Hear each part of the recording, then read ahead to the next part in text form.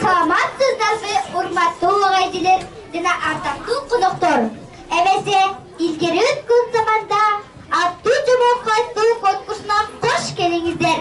Көңүлүңүздөрдү экинчи БКС тарабынан даярдалган кыргыз эл жомогу түлкү менен кашкыр аттуу жомокко бурабыз. Түлкүнүн абышка менен кашкырды алдаганы. Абышка чанасы менен жол жүзүп келе жатты. Чанада балык бар эле. Жолдун жээгинде жашынып турган куй түлкү абышканын чанасындагы балыкты көрүп, аны кантип жештин амалын ойлоду. Чалды алыстан айганат үгүрүп, чоң жолдун ортосуна өлмүш болуп жатып калды. Абышка жакын келгенде түлкүнү көрө койду. Кудайдын бергени ушул.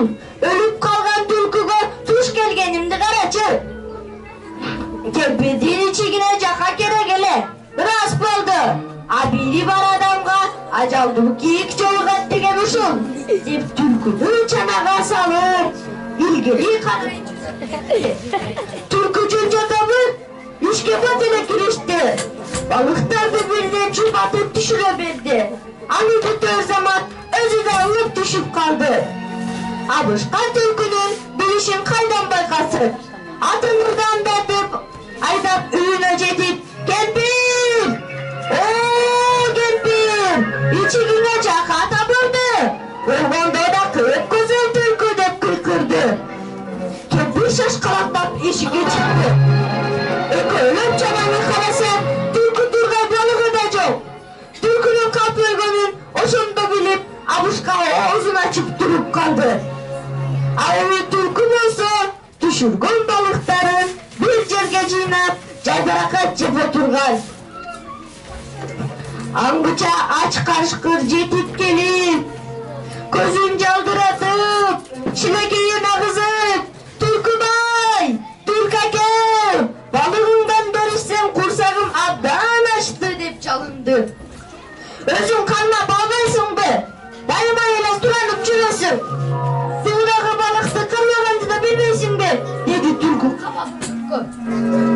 Балык кармап көргөн жок эле. Түлкү, айтсаң, аны кантип кармай? Үйрөтсөң болот, деп кашкыр ого бетер жалынды. Түлкү кашкырга балык кармоонун жолун айтты. Оңой эле, анын эмнеси бар экен? Тетиги сууну көрдүңбү? Эл андан суу алыш үчүн музду атайын оюп, кудук жасап койгон. Муздагы кудукка бар да, куйругуңду анын ичине салып коюп отура бер. Куйругуң жабышып, тоңо баштаган сайын ага балык жабышып жаткан болот. Эч кыймылдаба. Кашкыр түлкүнүн кеңеши менен кудукка барып, куйругун сууга салып отурду. Куйругу жабышып жаткан сайын "Кайран гана тукамдын акылын карачы, балыктар бат эле жармашты" деп ичинен сүйүнүп, балыктан биригини жемекчи болуп куйругун тартты. Топ калган куйрук кантип чыксын? Ары жулкунду, бери жулкунду, бирок куйругун такыр чыгара албай таатып кетти. Сууга келген аялдардын бири кашкырды көрүп, чоочуп кетип, кыйкырып, айылдагы кишилерди чакырды. 5-6 киши келип, кашкырды таяк менен сабап кетишти. Ошентип түлкү абышка менен кашкырды алдап кеткен экен. Аткарчылар, албамчы мен Кудайбердиева Аруке, автор Курманбеков Ариет, абышка Осмон Абизар, түлкү Маликова Сулбая, абышканын кемпири Терекбаева Ханышай, кашкыр Руслан Афалихан, аял Кадралиева